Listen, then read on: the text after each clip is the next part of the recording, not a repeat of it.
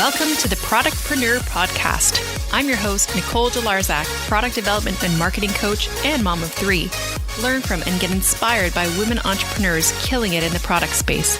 Each episode, we will share the latest trends, proven strategies, and inside secrets of the product world, all designed to give you greater confidence to create your own success through a product venture. Let's do this.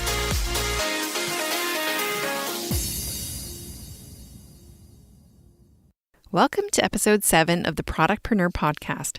Today, we are going to touch on a sensitive topic for women. Full transparency, it might make some of you uncomfortable, particularly men who might be listening, but it is a topic that we must discuss more often. But first, I wanted to give a shout out to one of our listeners.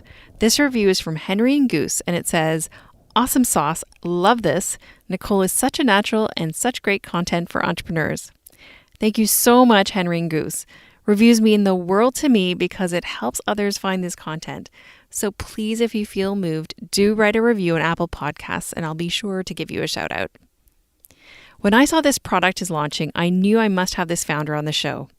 I'm really excited to welcome today's guest, Kate Roddy. Kate is a Toronto-based sport and pelvic physiotherapist who created the Kegel Release Curve. With 15 years of physiotherapy experience, Kate noticed that many patients walk through the door with muscular tension caused by stress and anxiety. What most women don't realize is that they hold their stress in their pelvic floor, and this can lead to a whole bunch of problems. In many cases, the solution is remarkably simple. Stretch and relax the muscles so they work properly. That's why Kate created the KR Curve, a perineal massage tool that makes perineal massage, not perennial massage, which I learned, easy for women so that they can resolve and prevent their pelvic floor conditions. We're going to get real with this topic. You'll hear about the fact that 1 in 3 women will suffer from some level of incontinence, but that it is preventable and it's not too late to work on this at any age. You'll learn that if you have a good idea, the best thing to do is to keep acting on it until it stops you versus you stopping yourself. Also, you'll hear how developing your product can be easier than you think if you just keep the momentum going. You're in for a fascinating episode. Welcome, Kate. Hi, thanks so much for having me. Nice to have you. So if you could tell us a bit about your background and sort of what led you to create your own product business. Sure. So, as you said, I've been a physiotherapy for 15 years. I studied in Australia at the University of Queensland. For the most part, I've been a sports physiotherapist for the duration of that. And pelvic physio is something that I've been into for the last about 2 years. After the birth of my 2 kids, I became interested in it and then took the plunge to sort of change up my career and head down a different angle, if you will, to physiotherapy. And so I was fully certified a year and a half ago. And then as I have gotten into it, I recognized that a lot of my sports practices and my approaches to that therapy could lend itself to pelvic because I don't look at it as much of a difference. I very much view how I would treat an ankle or a knee very similarly to how I would treat a vagina, because ultimately our bodies are made up of bones, muscles, soft tissue, ligaments, and that's all that's going on in our vaginas is pelvic floor muscles and ligaments and bones. So we need to apply the same approaches. And then the product business came with one of those like funny things where I saw a sex toy, looked at it and thought, that's kind of like a myofascial tool. If we just change the curve and put it in surgical grade stainless steel, it would be like any myofascial tool I use in sports practice. So that was sort of the idea. And then I had brunch with my best friend, and she had just started dating an industrial designer. And she was like, "Well, just tell him, he can make it for you." And that's how it started. How did you think about having something like a device? Right. So my my son was born 6 years ago, and we set records at the hospital with him because he was 11 pounds 5 ounces. And I had read about perineal massage in books, and it was sort of advised for me to do it. But by the time I got to my 8th month, I could barely reach there to wipe. So it was difficult. I really didn't know what I was doing. I also had no idea about pelvic physio 6 years ago, and I am a physio. So the other thing that it says in these books is like, oh, if you don't know how to do it, just have your partner do it. And that, I mean, absolutely congratulations to the couples who feel comfortable for that to happen. But I don't know how much I would trust my husband to massage my shoulders, let alone my vagina. So when I saw this sort of sex toy, I thought, well, that would be so much easier to do the perineal massage. If I just had a little bit more reach, I could angle and leverage the pelvic wand to be able to get to those muscles and do it effectively. So I I ordered the sex toy to see what that looked like, and I realized why it wasn't going to do the job because of the curve on it. And I mean, I tried to use it for that, and I realized where it had its limitations. And then realized I just needed to change the curve and figure out how to do that. Oh, wow. So if we could take a step back, then you actually didn't know that there was an issue, really, and you were a physiotherapist. You hmm didn't know that this issue existed, correct? Not 6 years ago, no. But as when I got into pelvic, I'm teaching women how to do perineal massage. That's something that doulas and midwives and OB/GYNs are now even recommending. And we use sort of a technique called the peace sign release, which is Mhm. sort of just where you're applying pressure is in those three spots. And that uh, women sort of look at me when I tell them to do this. And the one thing that overwhelmed me with telling women to do it is they would look at their nails. And women have like these lovely manicured nails, and they all would just look at their nails Oh, like, I'm gonna like scratch myself. And right. so then I was like, okay, could you get a glove and do it? But then we're still trying to figure out how we get around this bump that's in front of us to get down there. So I just thought, we need to have something to make this more effective, Yeah. because I think that it will definitely change and mitigate the risk of potentially having an episiotomy or tears. So we recommend it. We just need to make it easier. Right. Yeah. So I think that like a lot of people don't realize that this is an issue for for how many women do you think this is an issue? Well, I think that all women, as soon as we get pregnant, we start mitigating risk, Mm. right? That's really our first responsibility as a mom is, we stop drinking coffee, we stop drinking alcohol, maybe we're not having sushi, maybe we're not having pasteurized cheeses, but there's all small risks. So we know that every woman who's about to give birth has the potential of tearing or having the risk of an episiotomy for that baby head to come out the whole size of a lemon, Mm. right? So it's any woman who is pregnant has some risk, and how do we mitigate that risk? How do we prep those pelvic floor muscles for having a baby exit through them? So, Right. perineal massage is the practice that we recommend to mitigate that risk. What can we do to make it more effective? Right. And I know you have a quiz on your site, your website. Mhm. Mhm. And it just talks about, how do you know if you have an issue and that you would need this product? And there were a lot of Right. conditions there. And I thought most women must have this issue if they've given birth. So things Right. like incontinence, nobody wants to talk about Yeah. it, but I think it's really important that we prevent it. And I don't even Yes. think a lot of women know that they can work with it and go to a physiotherapist for it and stuff like that. Right. So Right. it's really Yeah, good. I mean, 4 years ago, I had my second child, and I still didn't know about pelvic physio. So that was only 4 years ago. And Wow. that's pretty unbelievable. So I do think that there's an upward trend. Bless Instagram for, getting the message out. I think that there are tremendous accounts that are doing so much for the education to destigmatize this area and have women aware that you may have a lot of symptoms that are common, but sort of the phrase is they are common, they're not normal. So let's not normalize that because you've had a child, you now, like, it's just obvious that you probably pee a little when you sneeze.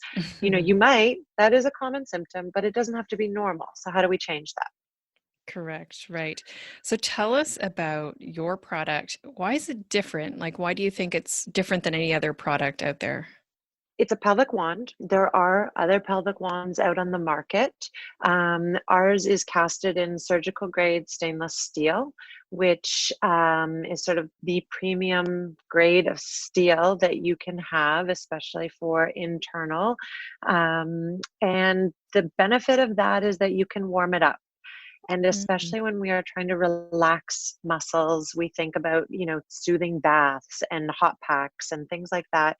So being able to warm up that tool is just really soothing, comforting, and women can really kind of get into a state of relaxation when they're doing it, which is always going to promote a muscle to sort of let go a little bit. The second reason that ours is beneficial is that if you can warm it up, you can cool it down. So when we start thinking about postpartum, when all of our pelvic muscles are swollen and sore, instead of, we're always going to use that sort of frozen maxi pad mm, for those first 6 weeks or so, because we really can't insert anything. You'll be advised by your doctor or birth provider. But after that 6 weeks, I've noticed that women are still swollen and sore. And if you cool it off, maybe under just, cool water, you may have to sort of like build up to what cold you can take. Um, and you can insert that, and it's this soothing, cool internal cold pack for women, which I would have like put ice cubes up there if I was allowed. absolutely. Yeah. And then it's beautifully ergonomically designed. There are two different size ends. And, if it's just for general release, then you might be using our smaller end. If you are preparing for birth, you want to use, or you want to work up to using that wider end, because you got to get to the size of a baby's head. So, Mm. get some stretch on those muscles with the wider one. Oh, interesting. And would people actually know how to use it? Does it come with instructions or something like that? Yeah, so we definitely have instructions up on our website. And then right now we're in the process of working on a webinar that basically will be sent out to women as soon as the product is purchased. They'll get more of a much more, basically almost me in the room explaining how they would use it and walk them through that. So yeah, so that's in the works. We're hoping to get that done in the next month. Oh, awesome. And so it's on the market right now, correct? It is. Yeah, Yes, and it just it launched. started Yeah. to sell a week and a bit ago. Awesome. Have you had any feedback so far? Yeah, it's before we launched, we sent about 12 samples out to very influential and experts in the field. So it was sent to a couple of OBGYNs. It was sent to a team of pelvic physios throughout North America. And then there was a couple of more uh, fitness experts who work in the pre and postnatal sort of field. So they all received one, and everyone has been overwhelmingly positive. I have been really, really happy with the response.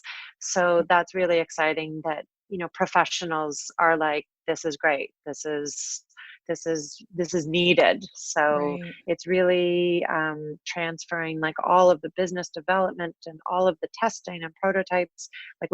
I feel good that we got it right, Mm, and now it's really just about brand exposure. So that's so cool. And going back to how you develop the product, you said mhm. you came across a product designer. Yeah, so my best friend's boyfriend is an industrial designer, and Okay.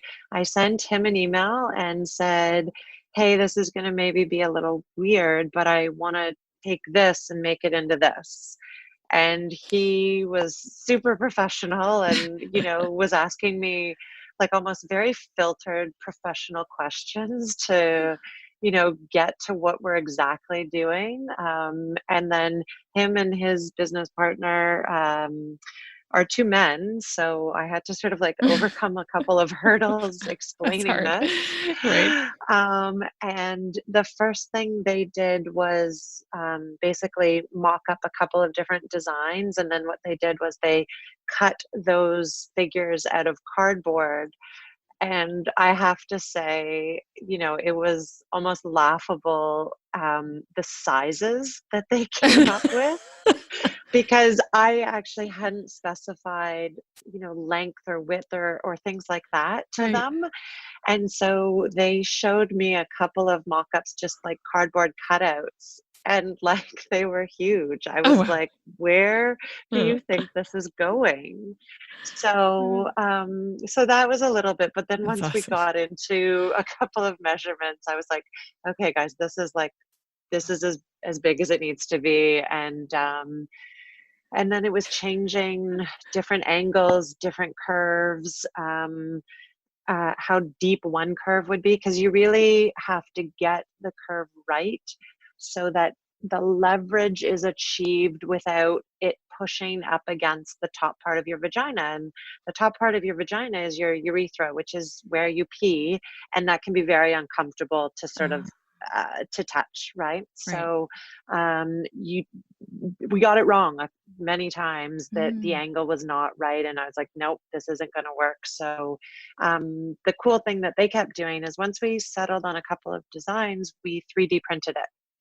And then that was kind of the other interesting conversation with two men. They were like, we're unsure of the material that they're using to 3D print this, and, where it's going to go and how smooth does this need to be, because the 3D printer is a bit rough when it prints it out. And I was like, guys, it's cool. We're just going to throw a condom on it and then it's good. And they're Uh. like, oh, yeah. Okay. Right. Yeah. That's a good protector. Yeah. Okay. Yeah. So, Yeah. so then we just kept 3D printing and trying them on myself, on some very good friends. Right. You really have to, yeah, you got to convince Wow. your close girlfriends to be like, I need you to try something. Oh, gosh. So I have good friends and I Yeah, no really kidding. appreciate them. So they tried it, and my very good friend, I was trying to explain to her what to do, and at one point she kind of just got frustrated and she's like, just do it for me. I think we're at that point. I think you Oh, just do it. I don't care. no, you didn't really? Oh, yeah. I was in the room Okay. Oh, you're and a just sort of like, physiotherapist, so it's okay. yeah, I am. But, like there is a reason why you shouldn't treat friends and family. Yeah, yeah, exactly. So, but I was like, just, you're trying to move it to the left and just push down here. And she finally was like, just do it for me. Just do it. I don't care. Just go. What a good friend. That is a So, good friend. yeah, exactly. So, and then we got to the end, and it came down to between two designs, and it was really just letting friends, family trial both, and let me know which one is easier to use, which one Mm. effectively gives you the stretch that should feel like this, but you still feel like it's easy in your hand to use and leverage. And that we flipped both ends, made sure that that worked. And it was almost unanimous which one they liked better. So Mm. then we went to getting that casted in the steel. And then we started testing with the different temperatures, and making sure that all worked and everything else. And then there was one extra prototype, but that's the one. And then it was moving forward to start getting the first production run made. So, Nice. And how did you yeah. find the manufacturer and do all that? I'd So imagine. that was the industrial designers. They use Okay. a lot of manufacturers in China, and we made the decision to go to China versus locally, The main reason is that the device is casted in surgical grade stainless steel, which, I mean, price point is not a big difference between here and there, but where it comes down to a huge difference is each individual curve is hand polished so that has Oh, that mirror finish. So it really kind of looks like that Tiffany's pelvic wand. oh wow. And because it is hand polished, that's where it is what it is. Labor Mhm. rates are cheaper. So it was a manufacturer that we went through. There was about 6 that bid on our project, and we went through who was ISO certified, who was reliable on a timeline, who could ship it. It was a cost issue. It was also you know there's a couple of places that bid, but that's casting wasn't necessarily their thing. It wasn't their specialty.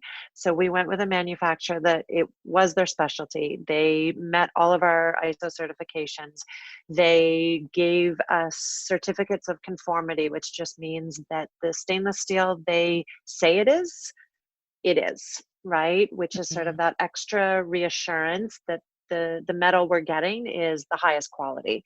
So Mhm. each batch that we do is also serial numbered so that we know exactly when it was made and which steel was used based on that certificate. So there's a couple of safeguards to make sure the quality is there each time.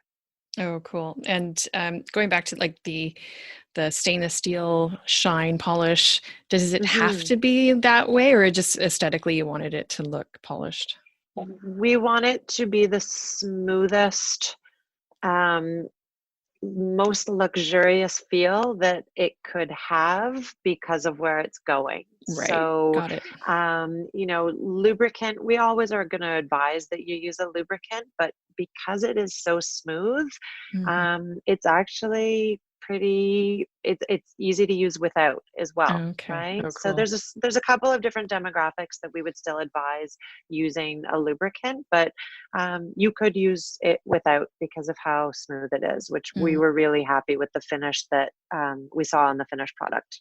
nice. And then did you have to go through any safety testing per se, or what, So like? the safety testing that we've done is we cut into multiple samples to see that it was surgical grade stainless steel all the way through. Mhm. Um, and then we tested it in a dishwasher because we say that you can put it in a dishwasher. So we Mm, made sure that you can.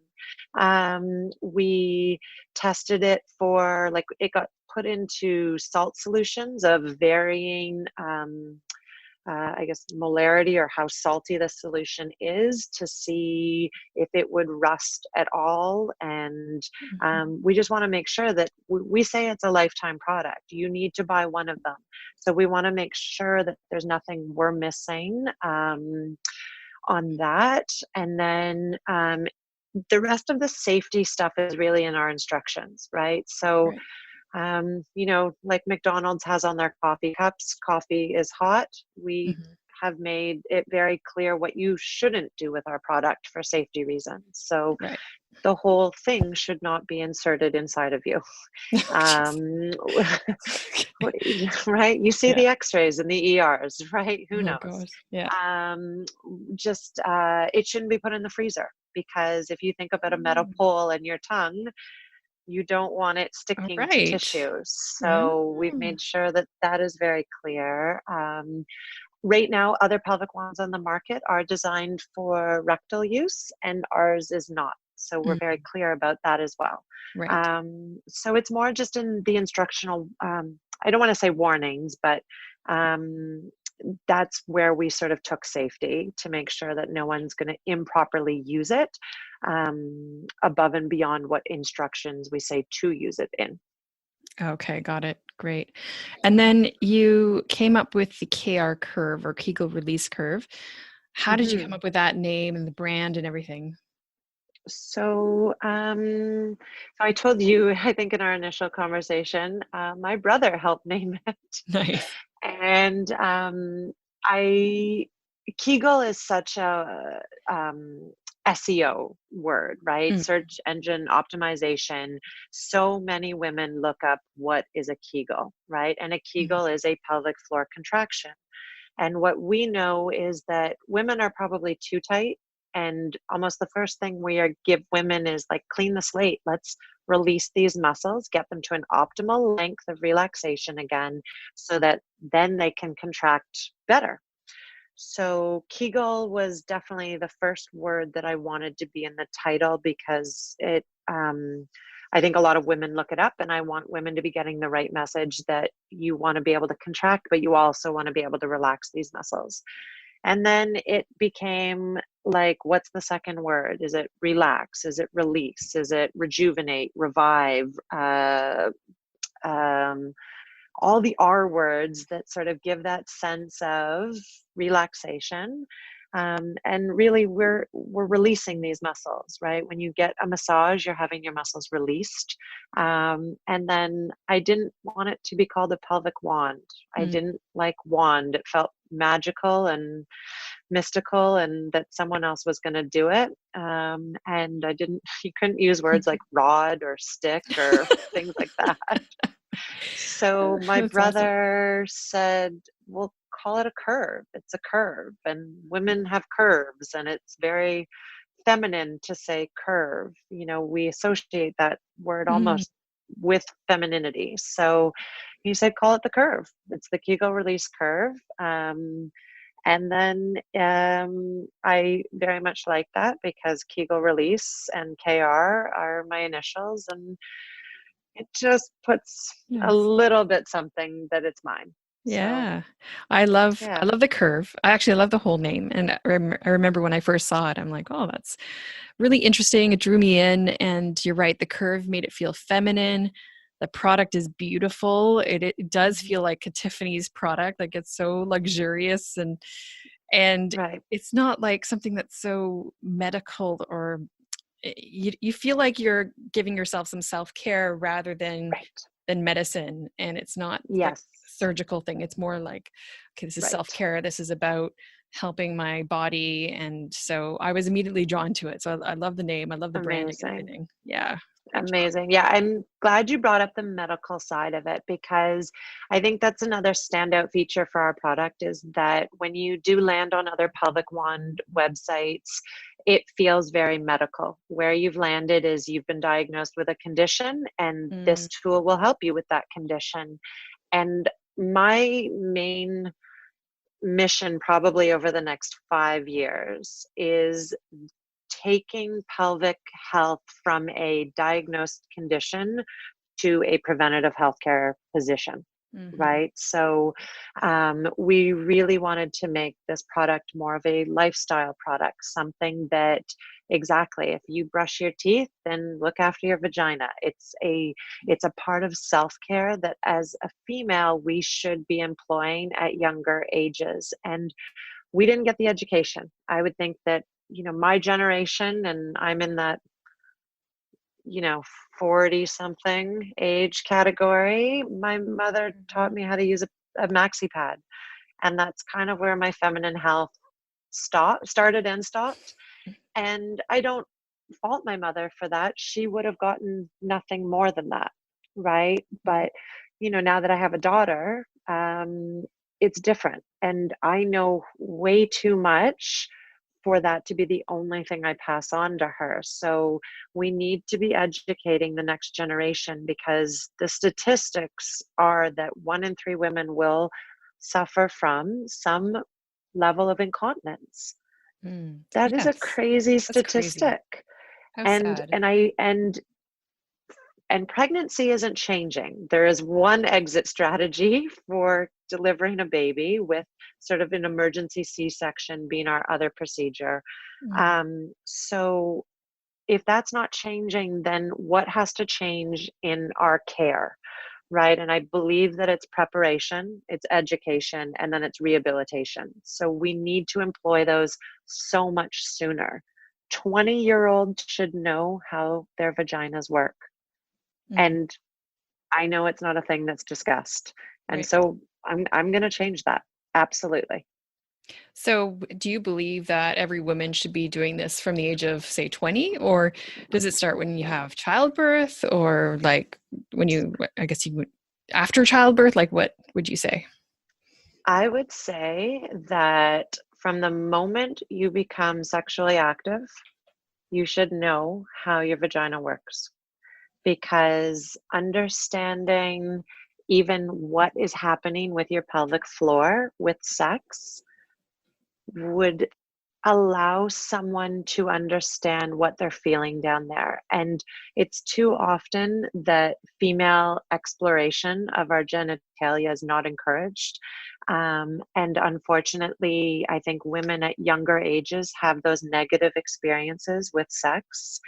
And then it becomes a very cyclical negative experience, because what they attribute pain in that area to is the experience, and not necessarily what those muscles are doing, because muscles are just going to guard and protect us from negative interaction, right?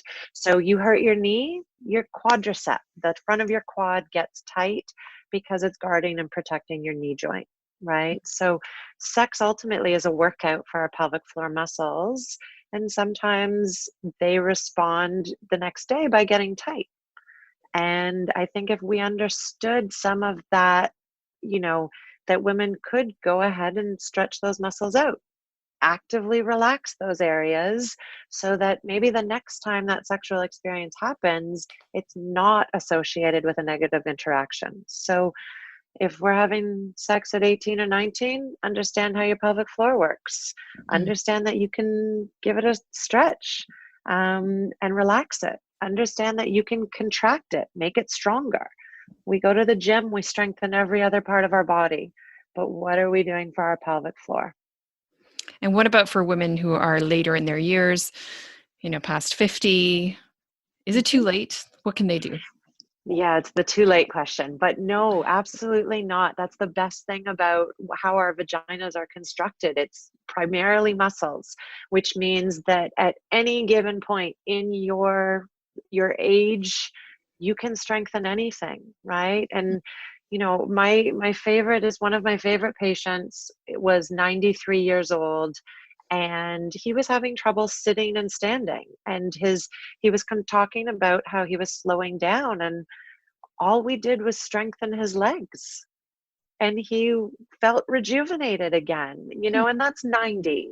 And it's, if those muscles can strengthen, so can everywhere else.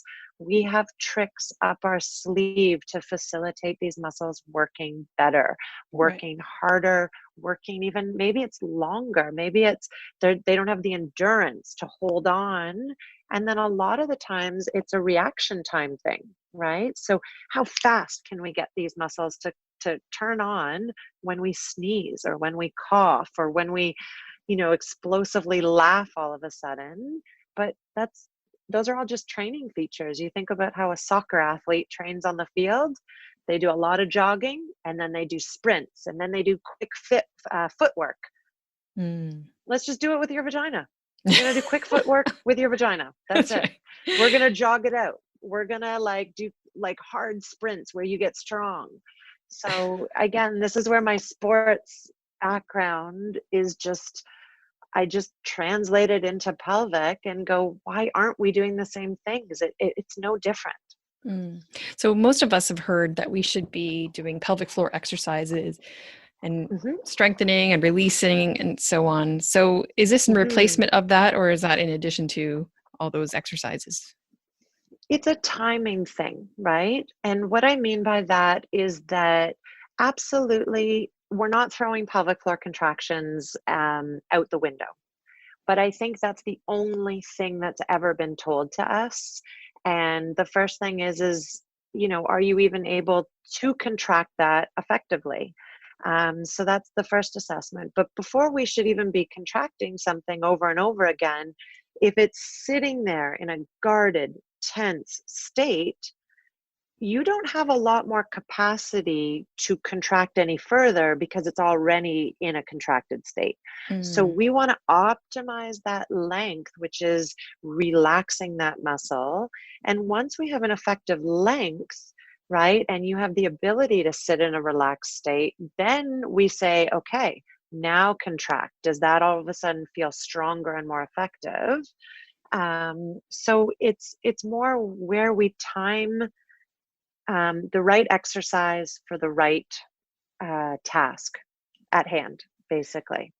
So are you saying that your pelvic floor muscles might be super tight because you're doing all these exercises, but the key is to release them as well?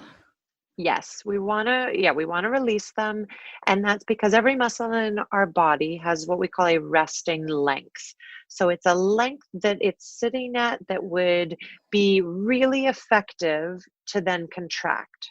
Okay. Hmm. So if it's already in a contracted state, it doesn't have much more room to give. There's not much more capacity. So we give it that length and then we watch it contract really, really well, right? So you think of a jellyfish swimming at the aquarium. If it's just up, right, and not flat, it's not floating along. It can't get any higher. But if it flattens back out and then contracts together, then it can move through the water. Got it. So you need that sort of contrast. And I think that's what most people Yes. miss. They don't know that Yeah. because we're all always told to do these exercises. I remember a physiotherapist saying, when you get to a stop sign or a stoplight, that's when you can do, like, that's Yeah. your trigger to do the exercises. But anyway, so Right. I think that is really important to know that we must release it and work on that as Hmm. well. Yeah. Cool. Yeah. And then, so once you launched your product, so how was that experience when you're about to launch your product? Tell us about that. So the launch, it was it was good. No one, I mean, I think no one had taught me how to launch anything. So it was sort of like, is this like rocket launch or soft launch or how does that work? And so it was sort of defining what does it mean to launch? And it for us, it was really about just like, turning the switch on someone being able to buy the product, Mhm. and basically accepting money for um, the product. And someone had asked me, are you taking pre-orders? Are you going to take in money to sort of like almost like fund the first section Mhm. of this? And for me, that wasn't something I wanted, only because it is more of a I don't want to say it's a medical device because we can't say that, but it's a massage tool, and I didn't want there to be any problems. So, we really were rigorous in our testing, and then we decided on a date that we were going to allow anyone who had joined our wait list, which was something that we had done for 2 months before, was just taking people's email address as they were interested in the product, and then we were going to offer them 1 week to be able to buy our product. And then that just helped us on the back end make sure that everything was sorted out in terms of it's on Squarespace. So just making sure all the credit card, all the taxes, everything was in order. Mhm. And there was one glitch that week. So we were happy we did it that way. And then basically the Monday, the switch flipped and it was for sale. So yeah. Awesome. So you did actually have sort of a launch plan because you Yeah. took a wait list. You had a wait list of people Yes. who said they put their hand up saying that I would buy your product, basically. Yeah. Yeah. And then you Yeah. you actually gave that, or you submitted the order to the manufacturer. Yeah. Yeah. Did you just do an initial minimum order run, or how did you do that? Yeah, so we decided with the manufacturer they had like a minimum order quotient, and so we had to buy that amount, and that's fine. And then they actually, in the end, actually broke it up in two lots for us, which was nice. So Mm. the first lot is on the ground and able to sell, and then they've started the second lot. So yeah. Awesome.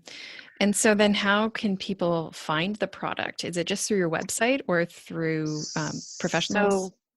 Yeah, so right now what we're doing is it's just through the website. We ship in Canada, the UK, Australia, and the United States. And it usually, anything in North America, we can get to people within a week.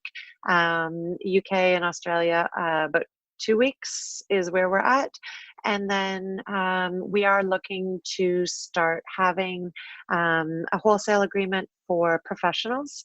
And then I think the bigger thing that I'm excited about is actually having this in baby stores Mm. so that it can get onto gift registries and it becomes that product that your girlfriend buys you for your baby shower because maybe she's gone through it and knows that, the best gift that you can give a pregnant woman is saving her vagina. So, Mm. um, yeah, because I mean, that was the one thing is I don't think I wouldn't have maybe walked into a sex store and bought this. Right.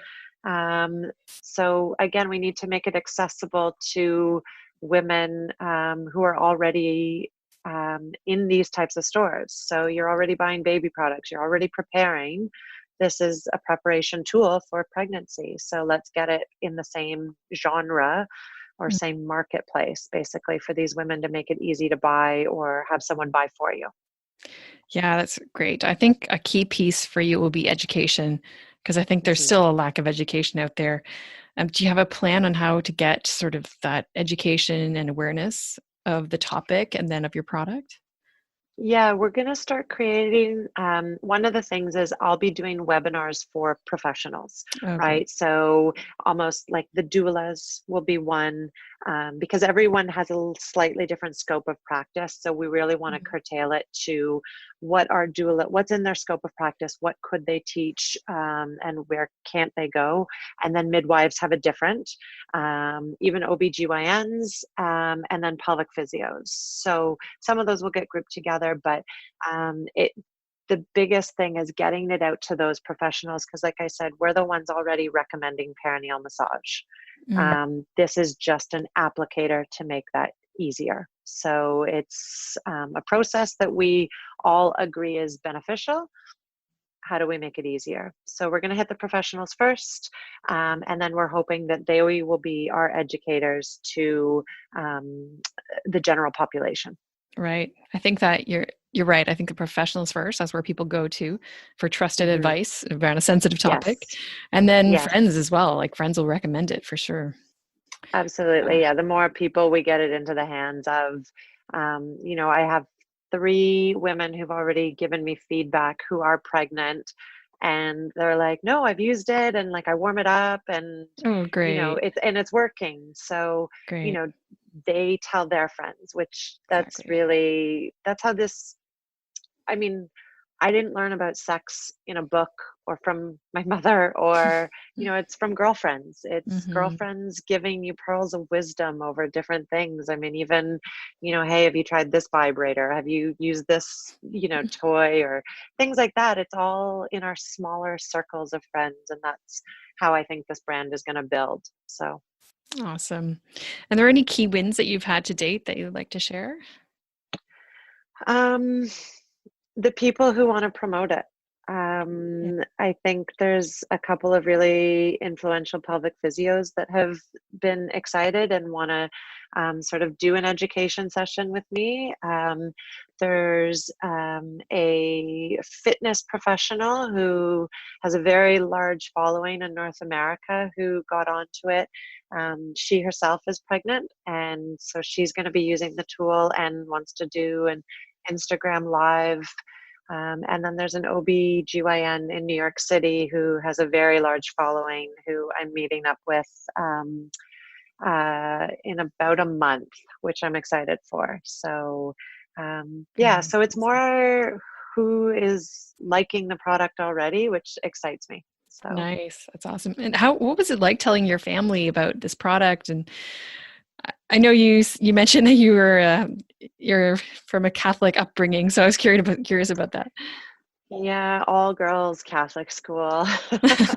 um, Yeah, so probably my brothers, well, the one brother actually knew, but he's the brother that kind of knows everything. He's like the Mm. close brother. I'm one of 6 kids, if that Oh, tells wow. you how Catholic we are. And then my sisters probably knew maybe 6 months in. And then my one sister finally was like, "Have you told mom and dad yet?" And I was like, "Yeah, no, haven't actually." And then my dad knew that I was really busy. Like he just knew that I was doing something because I said, "Oh, I'm working," or "I'm working." And he finally said, he was like, "What are you working on? Like, I thought you had standard clinic hours. Like, where are you that you're—" And so I kind of had to finally spill the beans on what I was doing. And I don't think they've seen the website and I don't think they've seen the product. They know that I'm helping women with incontinence. So they Okay. think that that's very noble. Yeah. Okay. Um, and, my father is a businessman, and I think he sees the value in that I've created a product that people will need and use. And so he's proud of that. Nice. But I kind of think that I could have told him I made a shoehorn and he would feel the same way. That's interesting. So, they're old fashioned, they're old Yeah. school, and I love them. And, if this company takes off, Pandora's box will open one day for Yeah. them. And, Right. but, right now they're just getting filtered information about it. Okay. Okay. Well, one day you might be on TV Yes, with it. yeah, exactly. No one tell mom and dad about this. And so you started this business. You had no experience in product development, marketing whatsoever. What would be some No. advice you'd give people who are starting out? They want to develop a product, or they've just started to think about an idea. What would you Mhm. say to them?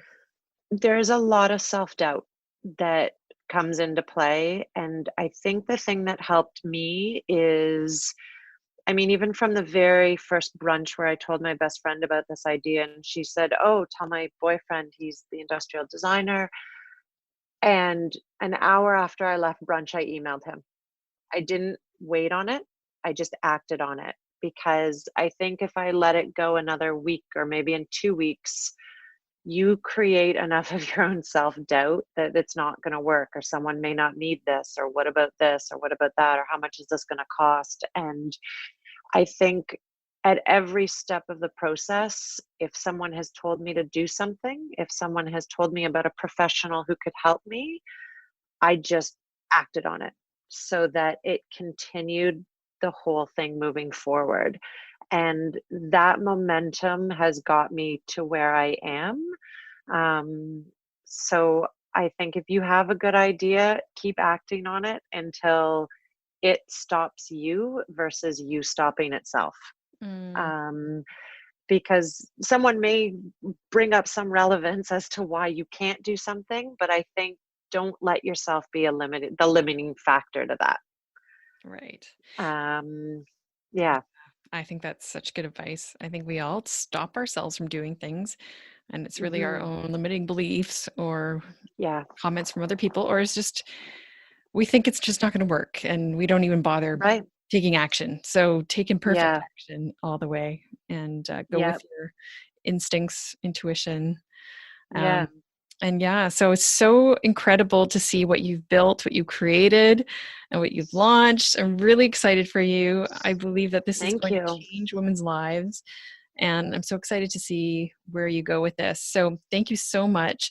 And where can people thank find you. you, your product, and everything? Can you tell us all the details? Sure, yeah, absolutely. So the website is www.kegelrelease.com, but if you type in krcurve.com, you can get there as well, which is a little easier. You can find us on Instagram at Kegel Release Curve. On Twitter, we are KR Curve, and then we are on Facebook as well, also as KR Curve. And then you can find me on Instagram at Kate Roddy _6, the number IX physio. And then I have my own website just for my pelvic physio practice, and that is kateroddyphysio.com. And otherwise, I practice in Toronto, in Canada, and I'm at King and Sherburne downtown for pelvic. So Awesome. yeah. Thank you so much for all of this, wisdom. And we are excited to see where this takes you. Thank Thank you. you. Thank you for listening to the Productpreneur Podcast. If you loved this episode, we'd be so grateful if you could take a second to subscribe, share it, and review it on Apple Podcasts. Your review will help more women build their own dream product business. By the way, if you have any feedback, comments, or questions, email me at info@nicoledelarzac.com. Until next time, keep dreaming up those product ideas.